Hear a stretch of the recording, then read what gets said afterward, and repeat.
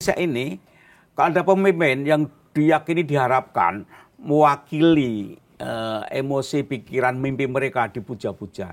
Tapi kalau kecewa apa? Caci maki. Sebuah negara ada KPK, itu menunjukkan negara itu sakit.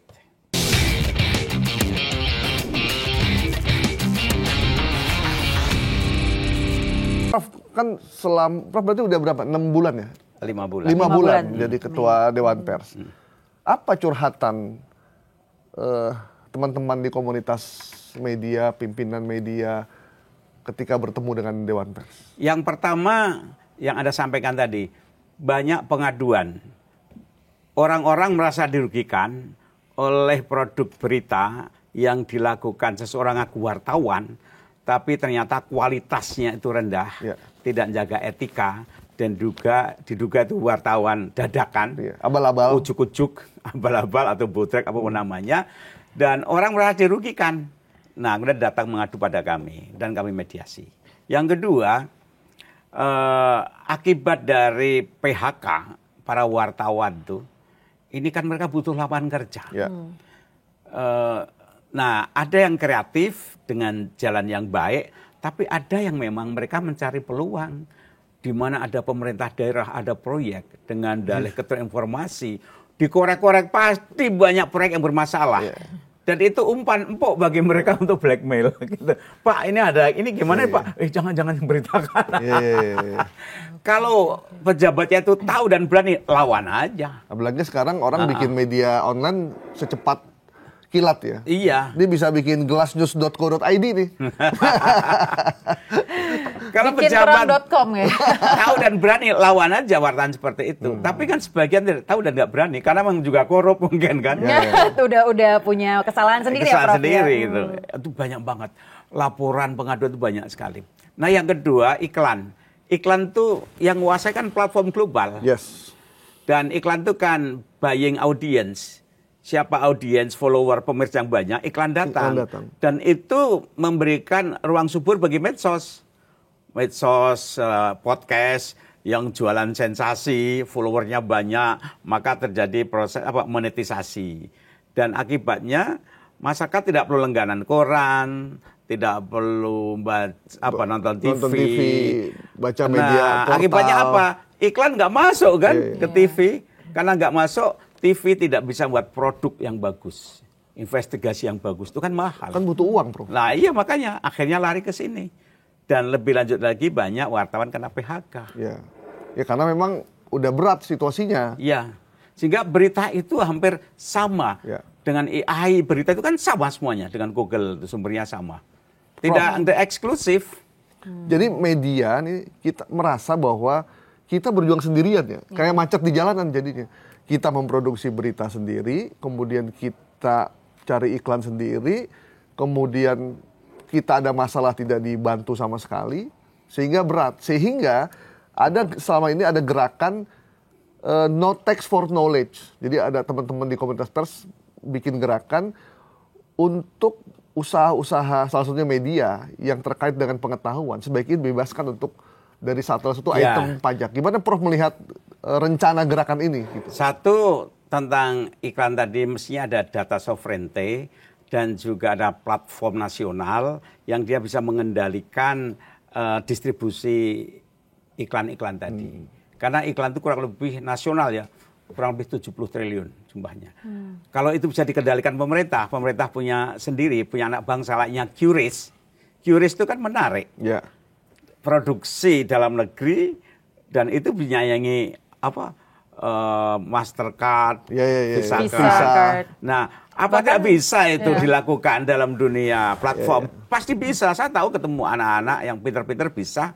Jadi pemerintah perlu campur tangan intervensi untuk menciptakan tadi platform nasional dan data sovereignty. Yang berikutnya lagi AI misalnya. Ini juga ada usaha perlindungan hak cipta agar jurnalistik itu sebagaimana karya seni dilindungi hak cipta sehingga kalau itu dikomersialisikan harus bayar. Sekarang ini kalau Anda nulis penelitian, investigasi kayaknya mahal, kemudian udah masuk AI, kemudian orang cari informasi dari AI gratis. Gratis, betul. Ini kan merugikan. Kita udah capek-capek riset, investigasi, begitu masuk AI udah lenyap. Ini nggak fair. Makanya ketika jurnalistik itu dikomersialkan, mestinya harus ada copyright-nya.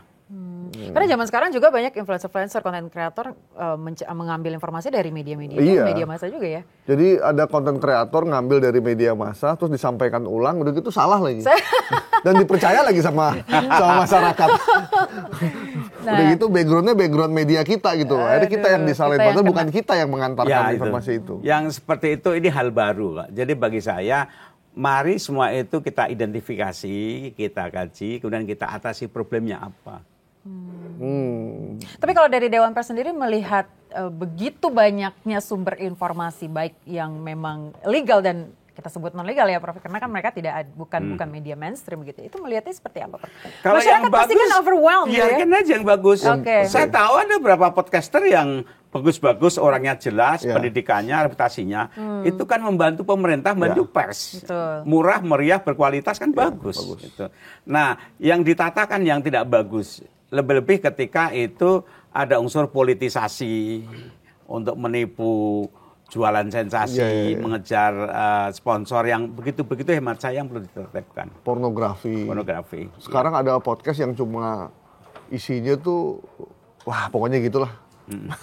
Susah ngejelasinnya sama Prof. Tapi itu kembali lagi ke masyarakat kali ya Prof ya. Kalau Prof melihat gimana? Mungkin masyarakat yang harus pintar-pintar ngefilter atau seperti apa Prof? Nah ini bersama. Jadi misalnya pemerintah ada Komdiji, ada Kementerian Pendidikan, ada Kementerian Agama, ada para mubalek MUI duduk bersama.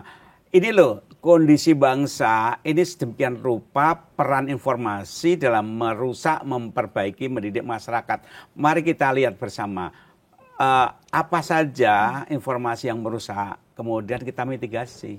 Jadi bersama, misalnya di sekolah itu harus ada pelajaran, misalnya cek fakta, latihan validasi, kemudian mubalek itu juga jangan seenaknya mengutip informasi yang hoax jelas. Diambil terus disampaikan ke umat. Justru dia harus melatih. Karena kalau dalam agama, wah itu dikecam betul yang namanya berita viral virus itu sekali kita menyebarkan dan nanti dipercaya dan itu salah, dosanya itu berlipat-lipat dan yang menyebarkan dosa loh. Iya, dosa jariah dong berarti. Iya. Nah, memang berarti banyak banget PR kita ya Prof. Maksudnya di Indonesia itu setiap hari ada aja gitu loh Prof, kejadiannya.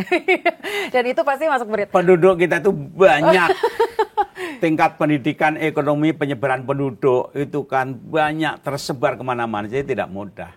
Kalau negara kecil itu relatif mudah lah, rakyatnya diedukasi itu mudah. Tapi penduduk Indonesia yang begitu plural dan banyak ini memang tidak mudah. Apalagi soal isu-isu yang panas, yang sensitif, isu-isu politik yang memang masyarakat sebenarnya harus mendapatkan informasi yang valid itu jadi PR juga ya untuk menyebar informasi di media massa dan juga media sosial. Maksudnya ijazah gitu. Ya itu salah satunya yang masih menjadi perdebatan di coba masyarakat. Sekarang kita tanya Prof Komarudin ya. Ya, coba Prof. Karena kan beliau ini pendidik juga, akademisi, budayawan, pernah jadi rektor. Prof, sebenarnya ijazah ada yang palsu ya Bang? Gini, sebelum ke ijazah. Bangsa kita ini bangsa pemuja pemimpin. Oke. Mungkin karena pernah lama ditindas, zaman Belanda, kemudian masyarakat feudalistik, yang nindas itu ganti-ganti aja, ganti baju tapi penindas. Yang namanya daulat rakyat itu kan mitos ya. Kapan berdaulat rakyat itu kan? Karena lama ditindas, maka dia mengharapkan pemimpin yang membebaskan mereka. Sehingga ada Ratu Adil misalnya kan. Dulu waktu zaman Bung Karno itu pecah gesang dari Bung Karno. Gitu kan. Hidup mati aku percayakan pada dia. Mengapa? Psikologi orang tertindas itu butuh pemimpin. Itu sampai sekarang. Maka Indonesia ini, kalau ada pemimpin yang diyakini diharapkan mewakili emosi, pikiran, mimpi mereka dipuja-puja. Tapi kalau kecewa apa? Caci maki. Berarti dua kepribadian, Prof? Bukan dua ya. Hemat saya ya karena pelupa, pemaaf atau marah atau kecewa, jadi dipuja-puja. Bung Karno ujungnya dicaci maki. Padahal awalnya luar biasa kan. Iya. Pak Harto begitu. Ya. Pak Jokowi Pak Jokowi juga begitu kan. Gitu kan. Dipuja-puja sama pendukungnya, di akhirnya malah pendukungnya sendiri yang menyerang gitu. dia. Nah, beda dengan negara kecil yang sistemnya udah mapan. Maka pemimpin itu naik turun biasa saja, tidak heboh. Orang bekerja sesuai dengan profesinya, ilmunya, dan tidak perlu menggantungkan kepada pemimpinnya. Kita kan senang menggantungkan kultus pada pemimpin. Misalnya kayak Belanda, Swedia, pemimpin naik turun biasa saja. Iya. Tapi bayangkan Indonesia yang begitu besar seperti ini. Dulu memuja sukunya, tokoh adatnya kan. Iya. Memuja mungkin pendetanya, kiainya. Kemudian lama-lama memuja pemimpin politiknya. Dan yang dipuja sekarang ini telah menjadi bagian dari kekuasaan. Negara Indonesia itu kan anak kandung rakyat. Yang melahirkan itu rakyat. Maka wajar kalau Indonesia itu temanya apa? Kemerdekaan dan kesejahteraan. Itu kan menjadi matra Indonesia kan merdeka dan sejahtera. Mengapa merdeka? Memorinya itu lama dijajah. Sejahtera memorinya miskin. Tapi beda nggak Prof? Nasionalis sama pemuja pemimpin? Itu temanya saja nasionalis itu. Merdeka itu kan kebangsaan. Tapi kemudian ketika negara ini lahir, negara ini dilaksanakan, dieksekusi oleh pemerintah. Pemerintah ini mewakili negara dan mewakili rakyat. Lewat partai politik. Tapi yang terjadi partai politik itu bukan mewakili rakyat. Partai politik ini bagian dari oligarki, perpanjangan tangan dari penguasa, sehingga rakyat dan negara terputus. Yang terjadi negara malin kundang jadinya. Prof, ini sebelum kita ngomongin ijazah, jadi menarik nih. Kenapa kalau di negara lain, di Jerman, di Belanda, atau di Inggris, pergantian seorang pemimpin, Perdana Menteri, itu biasa aja. Mantan Perdana Menteri Jerman tuh, yang perempuan siapa namanya itu? Merkel. Ya, Merkel itu begitu nggak jadi pemimpin, ya udah dia tinggal di flat lagi. Perdana Menteri Inggris pergantiannya dengan pakai sepeda doang, dia keluar dari kantornya, diganti pemimpin yang baru, udah biasa. Kalau di bahkan PM Paris baru diturunkan, dinaikin lagi beberapa hari. Kalau di kita tuh kayak pemimpin tuh kayak mengganti kekuasaan, kayak heboh banget, kayak inilah nih kekayaan sudah akan tiba dan kemiskinan akan berganti. Karena kita belum mapan sistemnya. Jadi bukan sistem yang mengendalikan, tapi individu. Makanya diharapkan sekali, tapi kalau coba dicaci maki. Dan kedua, politik jadi panglima. Ketika kita bicara politik, yang muncul apa? Polarisasi. Tapi kalau teknokratik, yang kerja itu sistem birokrasi. Secara teoritis, negara modern kan dikendalikan birokrasi. Artinya pemerintah dikendalikan oleh sistem organisasi. Tapi kita baru jargon yang kendalikan orang dan sekelilingnya. Makanya di Jepang Perdana Menteri ganti-ganti biasa aja. Biasa saja, karena sistem. Partai bisa mengganti Perdana Menteri loh. Ya, gitu. Karena birokrasi yang bekerja. Berarti seperti Prof bilang tadi, individu yang punya andil begitu ya dalam sistem pemerintahan di Indonesia, berarti memang harus yang punya kualitas benar-benar gitu. Yang diharapkan itu pemimpin yang bisa menciptakan sistem yang bekerja. Jangan dirinya yang menonjol, dirinya membesarkan sistem sehingga sistem lebih besar dibanding dirinya. Sistem tidak bisa membuat orang bisa 2 kali terpilih, Prof. Contohnya gini, kalau coba Anda amati, mengapa kereta api tidak salip-salipan? Karena di satu rel yang sama. Ada sistemnya kan? Ada sistemnya, betul. Tapi kalau bis bisa salipan kan? Nah gitu. Kalau Anda ke Singapura, Anda kan bisa sembarangan kan? Ada sistem yang ditata kan, nyebrang jalan aja. Jadi Indonesia mestinya ke sana sistem. Kita dari segi teoritis, secara teoritis ya udah komplit. Bahkan mungkin paling banyak. Menteri, wamen, kemudian ketua lembaga, komisioner, ada KPK lagi. Iya.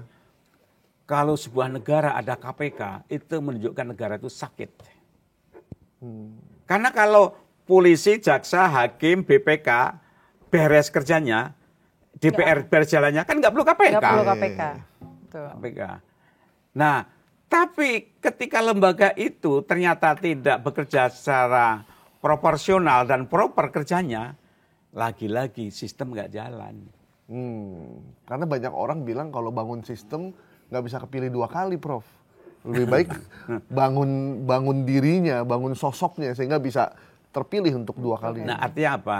Mental kita itu belum siap hidup dan membangun negara modern. Jadi masih warisan lama yang feudalistik, yang memuja tokoh. Dan tokoh juga senang dipuja-puja. Itu yang kelihatannya masih menonjol. Nah.